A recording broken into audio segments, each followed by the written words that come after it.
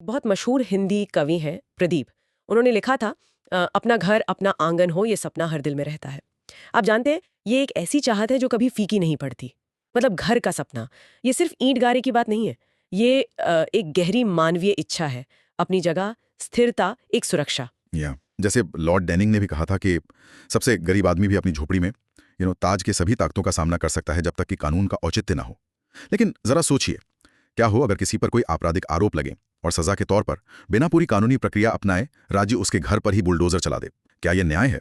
यही वो गंभीर सवाल है जिसने हाल ही में देश की सर्वोच्च अदालत सुप्रीम कोर्ट का दरवाजा खटखटाया। आज हम इसी मुद्दे की गहराई में उतर रहे हैं। हमारी ये पड़ताल सुप्रीम कोर्ट के एक बेहद अहम फैसले पर आधारित है जिसका शीर्षक है in re directions in the matter of demolition of structures. ये मामला writ petition civil number 295 of 2022 से जुड़ा है। कोर्ट के सामने ना ऐसी कई याचिकाएं आई जिनमें ये आरोप लगाया गया था कि भाई आपराधिक मामलों में शामिल लोगों के घरों को बिना उचित प्रक्रिया के तोड़ा जा रहा है। तो आज की इस चर्चा का मकसद है इस फैसले के जरिए सामने आए जरूरी कानूनी सिद्धांतों को समझना। हम देखेंगे कि कानून का शासन क्या कहता है, सरकार की अलग अलग शाखाओं मतलब विधायिका, कार्यपालिका, न्यायपालिका, इनकी भूमिकाएं कैसे बटी हुई हैं, हमारे संविधान में आश्रय का अधिकार कितना महत्वपूर्ण है, किसी भी अपराध के आरोपी व्यक्ति के क्या अधिकार होते हैं, और सबसे अहम, सुप्रीम कोर्ट ने इस तरह की कार्रवाइयों को रोकने के लिए क्या ठोस दिशा निर्देश दिए हैं। हमारी कोशिश होगी कि इन कानूनी पहलुओं को आसान भाषा में समझें और देखें कि इसका आम नागरिक के जीवन पर क्या असर पड़ता है। चलिए इस मुद्दे को जरा खुलकर समझते हैं। तो जो बुनियादी सवाल कोर्ट के सामने था वो ये कि क्या सरकार किसी कथित अपराध के लिए सजा के तौर पर स्थापित कानूनी प्रक्रियाओं को पूरी तरह नजरअंदाज करते हुए किसी की संपत्ति, उसके घर को ध्वस्त कर सकती है। कई याचिकाओं में यही दर्दनाक कहानी बयान की गई थी। हाँ, और ये सवाल इसलिए इतना महत्वपूर्ण हो जाता है क्योंकि ये सीधे सीधे हमारे मौलिक अधिकारों की जड़ पर चोट करता है। ये राज्य और नागरिक के बीच के नाजुक शक्ति संतुलन का सवाल है। जब हम देखते हैं कि बिना नोटिस, बिना सुनवाई, बिना कानूनी आदेश के बुलडोजर घरों को गिरा रहे हैं तो ये मंजर वाकई मतलब चिंताजनक होता है। जैसा कि खुद सुप्रीम कोर्ट ने अपने फैसले में महसूस किया, ये एक ठंडक पहुंचाने वाला दृश्य है, चिलिंग स्पेक्टिकल है। ये उस स्थिति की याद दिलाता है जहां कानून का नहीं बल्कि ताकत का राज चलता है, जिसे हम माइट इज राइट या जिसकी लाठी उसकी भैंस कहते हैं। ये हमारे संवैधानिक ताने बाने के बिल्कुल खिलाफ है। यहीं पर शायद सबसे पहला और सबसे महत्वपूर्ण सिद्धांत सामने आता है, कानून का शासन या रूल ऑफ लॉ। ये शब्द सुनने में भारी लगते हैं लेकिन इसका मतलब बहुत सीधा है।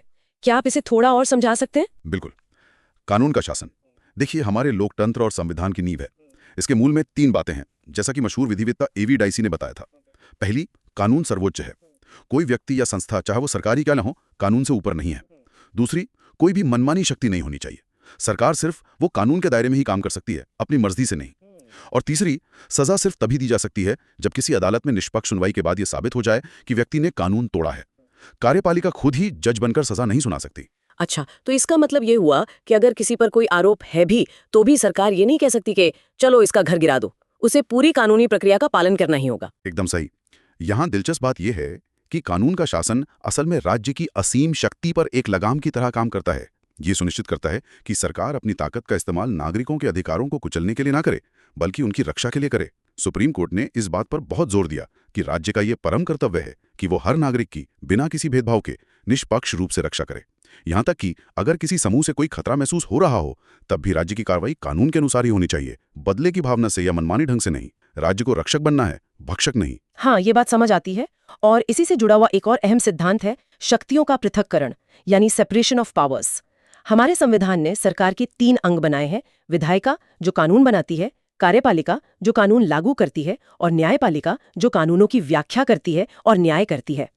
क्या आप बता सकते हैं कि इस मामले में ये सिद्धांत कैसे लागू होता है? देखिए, शक्तियों का ये बंटवारा इसलिए किया गया है ताकि किसी एक अंग के हाथ में सारी ताकत ना आ जाए और तानाशाही का खतरा ना पैदा हो। हर अंग की अपनी सीमाएं और जिम्मेदारियां हैं। इस मामले में सुप्रीम कोर्ट के सामने सवाल यह था कि क्या कार्यपालिका यानी पुलिस या प्रशासनिक अधिकारी, क्या वो खुद ही ये तय कर सकती है कि कोई व्यक्ति अपराधी है और फिर खुद ही उसे सजा के तौर पर उसका घर गिराने का फैसला कर सकती है? तो कोर्ट का क्या कहना था इस पर? क्या कार्यपालिका ऐसा कर सकती है? इसमें गौर करने वाली बात यह है कि कोर्ट ने बहुत ही कड़े शब्दों में कहा कि कार्यपालिका ऐसा बिल्कुल नहीं कर सकती। अपराध तय करना, दोष साबित करना और सजा देना ये काम पूरी तरह से न्यायपालिका का है। अगर कार्यपालिका ये काम अपने हाथ में ले लेती है तो मतलब वो सीधे सीधे न्यायपालिका के अधिकार क्षेत्र में घुसपैठ कर रही है। बिल्कुल, और शक्तियों के पृथक्करण के इस बुनियादी सिद्धांत का उल्लंघन कर रही है। कार्यपालिका का काम कानून लागू करना है, न कि खुद जज, ज्यूरी और जल्लाद बन जाना। ये हमारे संवैधानिक ढांचे पर सीधा प्रहार है। अब बात और भी रोचक हो जाती है जब हम अभियुक्तों के अधिकारों की बात करते हैं। हमारे देश का कानून कहता है कि हर व्यक्ति तब तक निर्दोष है जब तक कि अदालत में उसका दोष साबित न हो जाए, प्रिजम्पशन ऑफ इनोसेंस जिसे कहते हैं। और हर किसी को अपनी बात रखने यानी निष्पक्ष सुनवाई, फेयर ट्रायल का अधिकार है। इन अधिकारों का इस मामले से क्या लेना देना है? ये सिद्धांत बहुत महत्वपूर्ण है। निर्दोषता की धारणा का मतलब है कि सिर्फ किसी पर आरोप लगा देना ही उसे अपराधी नहीं बना देता। उसे अपनी बेगुनाही साबित करने का मौका मिलना चाहिए, और यह साबित करने का भार मतलब बर्डन ऑफ प्रूफ अभियोजन पक्ष पर होता है। और निष्पक्ष सुनवाई का अधिकार यह सुनिश्चित करता है कि पूरी प्रक्रिया में उसके साथ न्याय हो। अब सोचिए, अगर किसी पर सिर्फ आरोप लगने पर ही बिना मुकदमा चले, बिना दोष साबित हुए उसका घर गिरा दिया जाए, तो क्या ये इन सिद्धांतों का मजाक उड़ाना नहीं है? बिल्कुल, ये तो ऐसा हो गया कि सजा पहले दे दी और सुनवाई बाद में होगी, या शायद होगी ही नहीं। हाँ, और इससे भी आगे बढ़कर कोर्ट ने यह भी याद दिलाया कि अगर कोई व्यक्ति अदालत द्वारा दोषी ठहरा भी दिया जाता है, तब भी उसके कुछ मौलिक अधिकार बने रहते हैं। जैसे सुनील बत्रा बनाम दिल्ली प्रशासन जैसे ऐतिहासिक मामले हैं, उनमें सुप्रीम कोर्ट पहले ही कह चुका है कि कैदियों के भी मानवाधिकार होते हैं। उन्हें क्रूर या अमानवीय सजा नहीं दी जा सकती, उनकी गरिमा बनी रहनी चाहिए। कोर्ट ने इस बात पर जोर दिया कि विध्वंस एक बहुत ही गंभीर कार्रवाई है। इसकी तुलना कोर्ट ने पढ़ा किससे की? मृत्युदंड जैसी सजा से की, जिसके लिए भी कितने कड़े सुरक्षा उपाय हैं, जैसे कि हाईकोर्ट द्वारा पुष्टि की जरूरत। तो फिर बिना किसी कानूनी प्रक्रिया के सिर्फ कार्यपालिका के आदेश पर किसी का घर गिरा देना कैसे जायज हो सकता है? कोर्ट का स्पष्ट मत था कि यह पूरी तरह से असंवैधानिक है। ये कानूनी पहलू तो है ही, लेकिन इसका एक बहुत गहरा मानवीय पहलू भी है, जिसकी तरफ कवि प्रदीप की पंक्तियां इशारा करती हैं। आश्रय का अधिकार यानी राइट टू शेल्टर। घर सिर्फ चार दीवारें नहीं होता, वो सुरक्षा है, परिवार है, भविष्य के सपने हैं। हमारे संविधान का अनुच्छेद 21 जीवन और व्यक्तिगत स्वतंत्रता का अधिकार देता है, और सुप्रीम कोर्ट ने कई बार ये कहा है कि एक सम्मानजनक जीवन जीने के लिए आश्रय यानी सिर पर छत होना बेहद जरूरी है। आपने बिल्कुल सही मुद्दा उठाया। जब किसी का घर तोड़ा जाता है तो सिर्फ इमारत नहीं टूटती, बल्कि उस घर में रहने वाले लोगों की जिंदगियां बिखर जाती हैं। और यहीं पर सामूहिक दंड, कलेक्टिव पनिशमेंट का गंभीर मुद्दा उठता है। मान लीजिए घर के किसी एक सदस्य पर कोई आरोप है, लेकिन जब घर गिराया जाता है तो सजा सिर्फ उसे नहीं मिलती, बल्कि उसके साथ रहने वाले निर्दोष लोगों को भी मिलती है, उसके जीवन साथी को, उसके बच्चों को, उसके बूढ़े माँ बाप को। उनकी क्या गलती थी? ये तो बहुत अन्यायपूर्ण लगता है। क्या हमारा कानून इस तरह के सामूहिक दंड की इजाजत देता है? कतई नहीं, बिल्कुल नहीं। भारतीय न्यायशास्त्र सामूहिक दंड के सिद्धांत को पूरी तरह नकारता है। सुप्रीम कोर्ट ने जस्टिस कृष्णा अय्यर के गुजरात स्टील ट्यूब्स लिमिटेड मामले में दिए गए एक पुराने फैसले का हवाला दिया, जिसमें उन्होंने कहा था कि गुनाह करे कोई भरे कोई, वाइकेरियस पनिशमेंट का सिद्धांत हमारी कानूनी सोच के लिए पूरी तरह से पराया है। किसी एक व्यक्ति के कथित अपराध के लिए पूरे परिवार को बेघर कर देना, उनके सिर से छत छीन लेना, उनके जीवन और आश्रय के मौलिक अधिकार का हनन करना है, ये सरासर अन्याय है और असंवैधानिक है। कोर्ट ने यह भी कहा कि घर केवल ईंट और गारे का ढांचा नहीं, बल्कि भावनाओं, यादों और सपनों का घर होता है। इसे गिराना मतलब किसी के अस्तित्व के एक हिस्से को मिटाना है। लेकिन कई बार अधिकारी ये दलील देते हैं कि ये विध्वंस तो किसी अपराध के लिए नहीं, बल्कि इसलिए किया जा रहा है क्योंकि इमारत अवैध रूप से बनी थी या उसने नगरपालिका के नियमों का उल्लंघन किया था। और ये बस एक संयोग है कि उस इमारत का मालिक किसी आपराधिक मामले में भी शामिल है। इस तर्क के बारे में कोर्ट ने क्या कहा? हाँ, ये संयोग वाला तर्क अक्सर दिया जाता है या मामला वाकई पेचीदा हो जाता है। कोर्ट ने इस पर भी गहराई से विचार किया। कोर्ट ने कहा कि अगर किसी इलाके में बहुत सारी इमारतें हैं जिन्होंने नियमों का उल्लंघन किया है, लेकिन प्रशासन अचानक सिर्फ उसी इमारत को चुनकर गिरा देता है जिसका मालिक या किराएदार किसी हालिया आपराधिक घटना में अभियुक्त है, और बाकी समान रूप से उल्लंघन करने वाली इमारतों को हाथ भी नहीं लगाता, तो पहली नजर में यह कार्रवाई दुर्भावनापूर्ण यानी बुरे इरादे से की गई लग सकती है। अच्छा, तो इसका मतलब ये हुआ कि अगर ऐसा पैटर्न दिखे तो शक की सुई प्रशासन पर जाएगी, उन्हें जवाब देना होगा। बिल्कुल। ऐसी स्थिति में कोर्ट ने कहा यह साबित करने का बोझ, बर्डन ऑफ प्रूफ, प्रशासन पर आ जाता है कि उनका इरादा सजा देना नहीं था, बल्कि वे केवल कानून का पालन करवा रहे थे। उन्हें यह दिखाना होगा कि उन्होंने भेदभाव नहीं किया और यह कार्रवाई निष्पक्ष थी। इसके अलावा कोर्ट ने आनुपातिकता, प्रोपोर्शनैलिटी के सिद्धांत पर भी जोर दिया, यानी विध्वंस हमेशा आखिरी उपाय होना चाहिए। अगर उल्लंघन मामूली है या उसे जुर्माना लेकर नियमित किया जा सकता है, या फिर सिर्फ इमारत के अवैध हिस्से को गिराकर काम चल सकता है, तो पूरे ढांचे को गिराना गैर आनुपातिक और अन्यायपूर्ण होगा। प्रशासन को पहले नर्म विकल्प आजमाने चाहिए, ये नहीं कि सीधा बुलडोजर ले आएं। तो इन सब बातों का निचोड़ क्या है? इन सारे सिद्धांतों और चिंताओं को ध्यान में रखते हुए सुप्रीम कोर्ट ने आखिर क्या रास्ता सुझाया? क्या कोई ठोस कदम उठाए गए? हाँ, यहीं पर यह फैसला सबसे महत्वपूर्ण हो जाता है। सुप्रीम कोर्ट ने सिर्फ सिद्धांतों की व्याख्या करके ही नहीं छोड़ा, बल्कि अपनी असाधारण शक्तियों का इस्तेमाल करते हुए, जो संविधान के अनुच्छेद 142 के तहत मिलती हैं, सभी राज्यों और केंद्र शासित प्रदेशों के लिए कुछ बेहद जरूरी और बाध्यकाली दिशा निर्देश, बाइंडिंग डायरेक्शंस जारी किए। ये निर्देश भविष्य में होने वाले विध्वंसों पर लागू होंगे ताकि मनमानी कार्रवाई रोकी जा सके। ये तो बहुत अहम बात है। क्या आप मुख्य दिशा निर्देशों के बारे में थोड़ा बता सकते हैं? मतलब क्या है वो निर्देश? जरूर। कोर्ट ने पहले तो ये स्पष्ट किया कि ये निर्देश उन मामलों पर लागू नहीं होते जहां मान लीजिए सार्वजनिक भूमि पर अतिक्रमण हटाया जा रहा हो या किसी अदालत के विशिष्ट आदेश के तहत विध्वंस हो रहा हो। लेकिन अन्य मामलों में जहां कथित तौर पर निजी संपत्ति पर अवैध निर्माण के कारण विध्वंस किया जाना है, वहां इन नियमों का पालन करना अनिवार्य होगा। मैं कुछ मुख्य बातें बताता हूं। पहला, पर्याप्त नोटिस। किसी भी विध्वंस की कार्रवाई से पहले प्रभावित व्यक्ति को कम से कम 15 दिन का कारण बताओ नोटिस देना होगा। अगर किसी स्थानीय कानून में इससे ज्यादा समय है तो वो लागू होगा।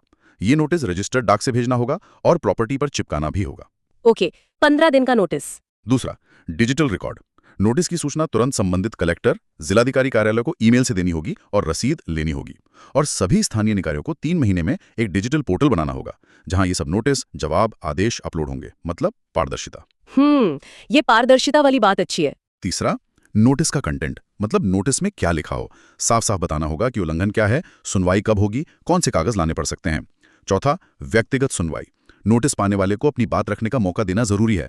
पर्सनल हियरिंग और उसकी कार्रवाई का रिकॉर्ड रखना होगा। ठीक है। पांचवा, विस्तृत आदेश। सुनवाई के बाद जो फाइनल ऑर्डर आएगा उसमें कारण लिखने होंगे। बताना होगा कि क्या इसे जुर्माना लेकर ठीक किया जा सकता है या नहीं, और क्यों नहीं। अगर सिर्फ कुछ हिस्सा गलत है तो वो बताना होगा। और सबसे जरूरी ये लिखना होगा कि तोड़ना ही एकमात्र रास्ता क्यों है, बाकी विकल्प क्यों नहीं अपनाए जा सकते। मतलब सिर्फ ये नहीं कह सकते कि अवैध है तोड़ दो, पूरा कारण बताना होगा। बिल्कुल। छठा, अपील का मौका। फाइनल ऑर्डर के बाद अपील करने के लिए कम से कम 15 दिन का समय देना होगा। इस दौरान तोड़फोड़ नहीं होगी। सातवां, स्वयं हटाने का अवसर। अगर आदेश तोड़ने का है भी तो मालिक को खुद हटाने के लिए और 15 दिन मिलेंगे। अच्छा, खुद हटाने का भी मौका मिलेगा। हाँ। आठवां, विध्वंस प्रक्रिया। अगर तोड़ना ही पड़े तो पूरी कार्रवाई की वीडियोग्राफी होगी, शुरू से आखिर तक रिपोर्ट बनेगी, अधिकारियों के नाम होंगे, सब रिकॉर्ड रखा जाएगा, पोर्टल पर डाला जाएगा। और 9वां, सबसे अहम, जवाबदेही। अगर कोई अफसर इन नियमों को तोड़ता है तो उसके खिलाफ कोर्ट की अवमानना, कंटेम्प्ट ऑफ कोर्ट की कार्रवाई हो सकती है, क्रिमिनल केस चल सकता है, और यहां तक कि उसे व्यक्तिगत रूप से जिम्मेदार ठहराया जा सकता है कि वो या तो प्रॉपर्टी दोबारा बनवाए या हर्जाना भरे। अरे बाप रे, ये तो वाकई बहुत कड़े और स्पष्ट निर्देश लगते हैं। इनका मकसद साफ है कि भविष्य में कोई भी अधिकारी कानून को अपने हाथ में लेने की कोशिश न करे। तो कुल मिलाकर सुप्रीम कोर्ट का संदेश यही है कि किसी के घर को गिराना कोई मामूली बात नहीं है। इसे किसी अपराध की फौरी सजा के तौर पर इस्तेमाल नहीं किया जा सकता। कानून की उचित प्रक्रिया का पालन हर हाल में होना चाहिए और कानून का शासन ही सर्वोपरि है। बिल्कुल। कोर्ट ने एक तरह से राज्य को उसकी संवैधानिक जिम्मेदारियों की याद दिलाई है। घर गिराना, जैसा कोर्ट ने कहा, अंतिम उपाय होना चाहिए, पहला नहीं। ये दिशा निर्देश उस ठंडक पहुंचाने वाले दृश्य को रोकने की दिशा में एक बड़ा कदम है जिसका जिक्र हमने शुरू में किया था। और जाते जाते श्रोताओं के लिए एक विचारणीय प्रश्न छोड़ जाते हैं। सुप्रीम कोर्ट ने ये दिशा निर्देश तो दे दिए हैं ताकि कानूनी विध्वंस की आड़ में मनमानी राज्य कार्रवाई न हो सके। कोर्ट ने यह भी कहा कि अगर सिर्फ अभियुक्त की संपत्ति को निशाना बनाया जाता है तो दुर्भावना का अनुमान लगाया जा सकता है। लेकिन जमीनी हकीकत में यह साबित करना कितना आसान या मुश्किल होगा कि किसी विध्वंस के पीछे प्रशासन का असली मकसद सजा देना था, खासकर तब जब वे किसी छोटे मोटे पहले से मौजूद नगरपालिका उल्लंघन का बहाना बना रहे हों। क्या ये अनुमान लगाना और प्रशासन द्वारा दिए गए खंडन को काटना व्यवहार में एक बड़ी कानूनी चुनौती नहीं बना रहेगा? इस पर सोचने की जरूरत है।